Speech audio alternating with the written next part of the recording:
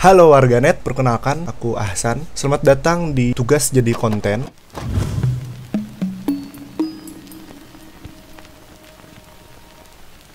Jadi di video kali ini kita akan membahas tentang realitas pemberitaan penanganan pandemi COVID-19 lah ya, corona di media massa di Indonesia. Nah, gimana kita akan menganalisis realitas pemberitaan media massa ini? Kita perlu lihat dulu nih dua berita yang diproduksi oleh kompas.com. Nah, di sini kita sudah berada pada berita pertama yang berjudul Social Distancing. Karena corona, jangan lupa jaga kebersihan rumah. Ternyata di dalam berita ini kita sudah menemukan unsur-unsur yang terkandung dalam beritanya dapat dipastikan faktanya dan kebenarannya. Jadi sebelum saya merekam video ini, saya sudah menganalisis bahwa berita dengan judul ini, nah berita ini ternyata sudah mencakup atau sudah mengikuti kode etik jurnalistik, tidak ada pelanggaran. Dampak bagi masyarakat luas itu masih kurang karena saat ini sudah banyak berita yang menghadirkan topik coronavirus ini ternyata gitu loh. Dan yang terpenting dari berita yang pertama ini ternyata berita dituliskan dengan cara yang baik. Gimana tuh maksudnya cara yang baik?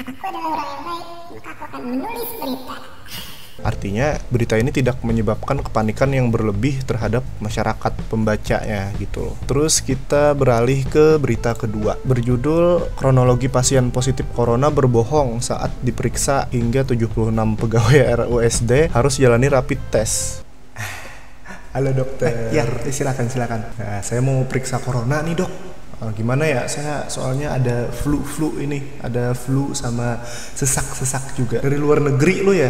Enggak, saya di rumah aja. Saya mencium bau-bau kebohongan ini. Anda berbohong ya? Anda berbohong, pasti berbohong. Dari judul kita sudah bisa melihat bahwa wah, ada apa nih, kita tertarik nih dengan judul berita ini. Apa isi beritanya gitu kan. Berita ini juga mencakup 5W1H. Dari isi berita ini kita dapat mengetahui bahwa ternyata 76 pegawai melakukan rapid test itu. Terus kejadiannya di mana? Ternyata di RSUD Dr. Sujati Sumardiarjo di Jawa Tengah. Nah, terpaksa harus melakukan rapid test karena itu tadi, karena ada pasien positif tadi yang berbohong ternyata. Artinya dari berita kedua ini tidak ada opini pribadi yang dituliskan oleh si jurnalis atau si penulis berita ini. Tapi sayangnya dalam berita ini tidak dimuatkan penjelasan secara detail kapan para pegawai ini menjalani rapid testnya itu. Jadi mungkin pelengkap dari judul berita yang mungkin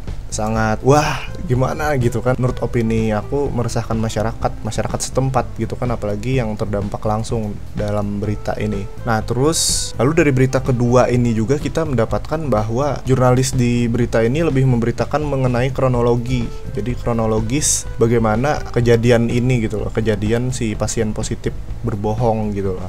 Berita ini juga bersifat faktual tapi sedikit membuat kepanikan masyarakat gitu loh.